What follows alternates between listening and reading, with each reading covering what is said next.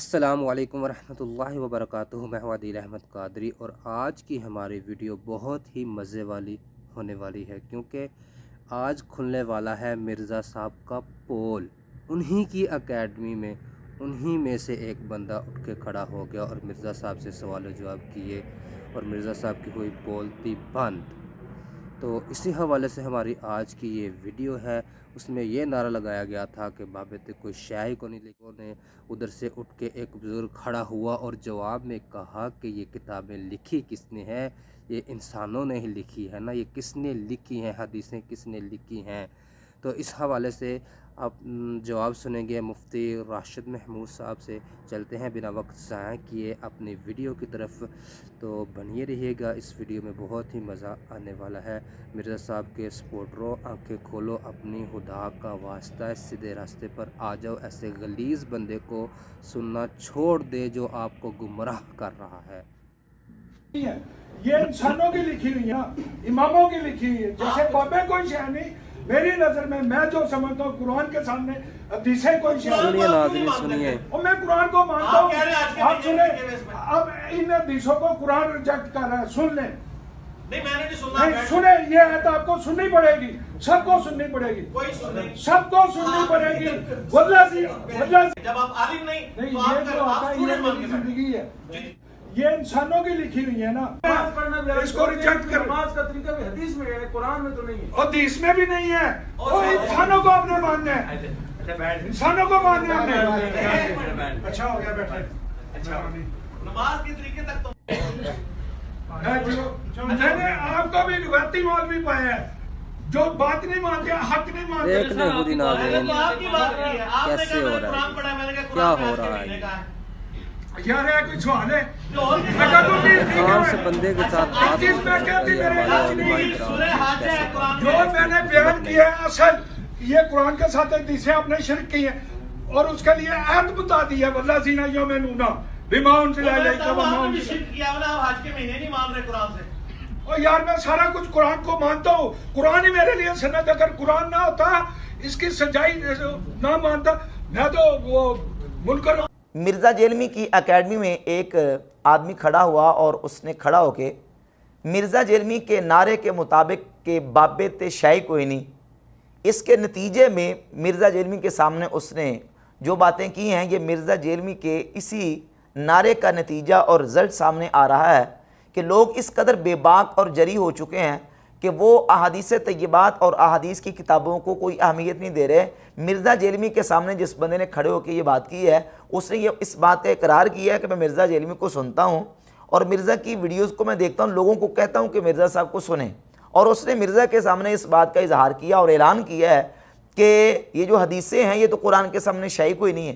آپ نے ان حدیثوں کو قرآن کے مقابلے میں یا قرآن کے ساتھ رکھ کے یہ آپ شرک کر رہے ہیں۔ مرزا جیلمی کو توحید کا سبق دیا ہے مرزا جیلمی کے سامنے اس کی اکیڈمی میں ایک بندے نے کھڑا ہو کے۔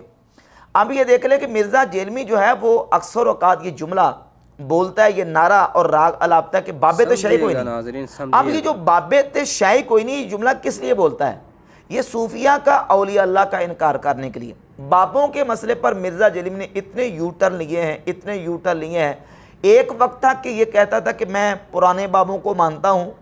نئے کو نہیں مانتا، درمیانوں کو نہیں مانتا۔ پھر ایک وقت آیا کہ کہا کہ میں 300 سال کے اندر جو بابے ہیں ان کو مانتا ہوں۔ پھر کہتا ہے جنہوں نے کتابیں لکھی ہیں میں کتابوں والے بابوں کو مانتا ہوں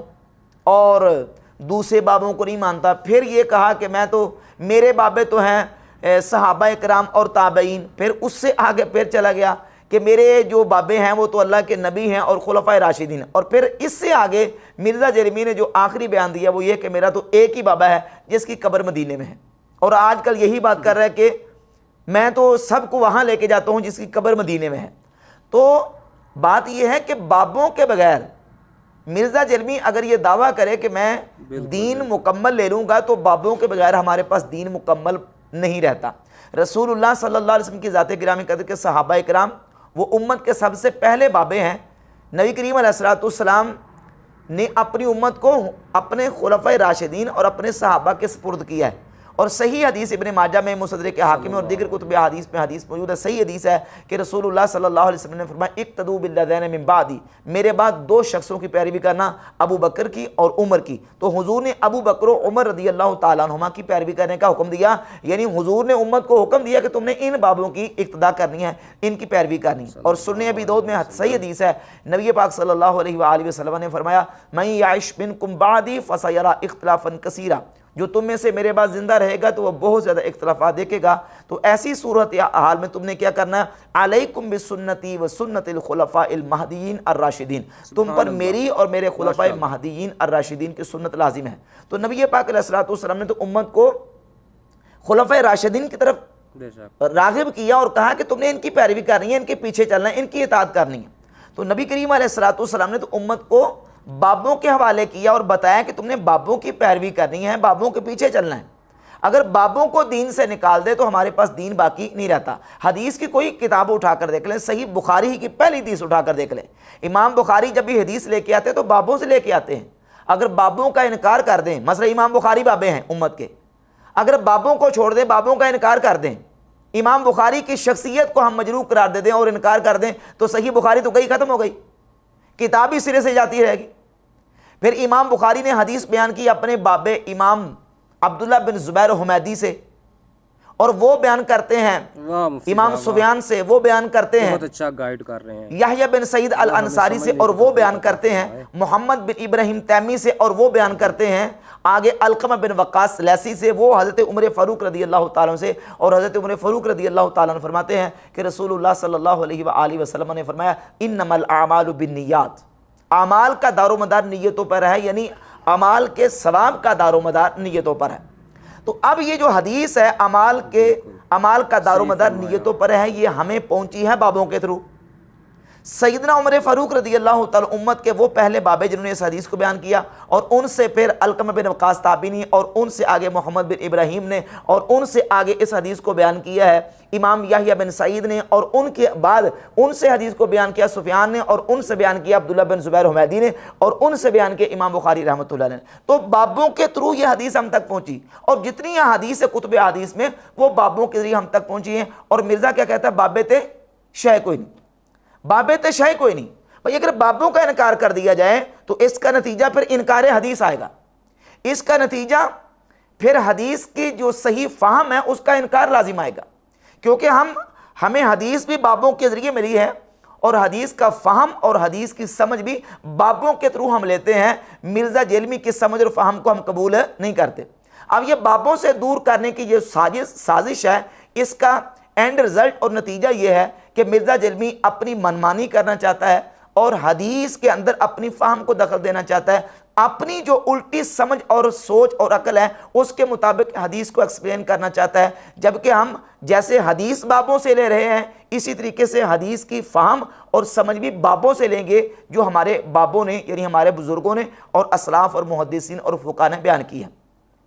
اور یہ دیکھ لیں کہ مرزا جیلمی کے اس نعرے کا نتیجہ کیا نکل رہا ہے کہ مرزا جیلمی کو سننے والے لوگ وہ منکر حدیث ہو رہے ہیں، نعوذ باللہ تعالیٰ۔ اور یہاں سے یہ بات بھی واضح ہوگی کہ جیسے مرزا جیلمی یہ کہتا ہے کہ یہ جو انکار حدیث ہوا ہے اور منکرین حدیث پیدا ہوئے ہیں یہ ضعیف احادیث کی وجہ سے پیدا ہوئے ہیں، یہ مرزا جیلمی کا دعویٰ بالکل باطل اور جھوٹ ہے، بالکل فراڈ ہے، کیونکہ جتنے منکرین حدیث ہیں آپ ان کی تاریخ اٹھا کر دیکھ لیں، ان کی کتابیں موجود ہیں منکرین حدیث کی، ان کی کتابیں اٹھا کر دیکھ لیں، منکرین حدیث جو ہیں اپنے دلائل میں بخاری مسلم کے حوالے پیش کرتے ہیں، بخاری مسلم کے اندر موجود احادیث کو اپنے ذہن سے اس کی وضاحت کرتے ہیں اور اپنی الٹی سوچ سے ان کو ایکسپلین کرنے کی کوشش کرتے ہیں، اور اس میں پھر یہ ہے کہ اس کا انکار کرتے ہیں اور بخاری مسلم کے حوالے دے کے انکار حدیث کر رہے ہیں۔ آپ ڈاکٹر شبیر کی کتابیں اٹھا لیں، غلام احمد پرویز کی کتابیں اٹھا لیں، آپ سر سید کے نظریات کو دیکھ لیں، جوید احمد غامدی کے نظریات کو دیکھ لیں، جن لوگوں نے احادیث کا انکار کیا ہے ان لوگوں نے یہ نہیں کہا کہ ضعیف حدیثیں جو ہیں ان کی وجہ سے حدیثیں غیر معتبر اور ناقابل اعتبار قرار پاتی ہیں، بلکہ انہوں نے حدیث کی جو صحیح کتابیں ہیں، صحیح بخاری اور صحیح مسلم سے ایسی روایات نکال کے اپنی اس پہ تبع آزمائی کر کے حدیث کا انکار کرنے کی کوشش کی ہے۔ اور مرزا جیلمی کا یہ کہنا کہ یہ ضعیف احادیث کی وجہ سے منکر حدیث پیدا ہوئی، یہ بالکل مرزا جیلمی کا دعویٰ باطل ہے۔ اور پھر اس حوالے سے مرزا جرمی نے جو وہاں اکیڈمی میں بیان دیا اس آدمی کو اور اس کو کہا کہ آپ عالم نہیں ہیں تو آپ اسٹوڈنٹ بن کے بات کریں، آپ عالم نہیں ہیں، اور مرزا نے اس کا تسلی بخش جواب نہیں دیا۔ اب مرزا جرمی کے فالورز اور اس کے چاہنے والے وہ مرزا کے اخلاق حسنہ کی بات کر رہے ہیں کہ دیکھیں جی ایک بندے نے کتنی سختی کے ساتھ مرزا صاحب سے سوال کیا اور مرزا صاحب نے کس طریقے سے جواب دیا، اور مرزا صاحب نے بالکل جناب کوئی غصہ نہیں کیا، کوئی اس کا گلہ نہیں کیا، اس کی کوئی بےزتی نہیں کی۔ کسی عالم سے یہ سوال کیا ہوتا تو اس کی جناب ٹھیک ٹھاک بےزتی ہو جاتی اس سوال کرنے والے کی، جبکہ بحمد تعالیٰ ہمارے دروس ہوتے ہیں، میرے اپنے ذاتی جہاں درس ہوتے ہیں، باقاعدہ ماہانہ پروگرام ہوتے ہیں،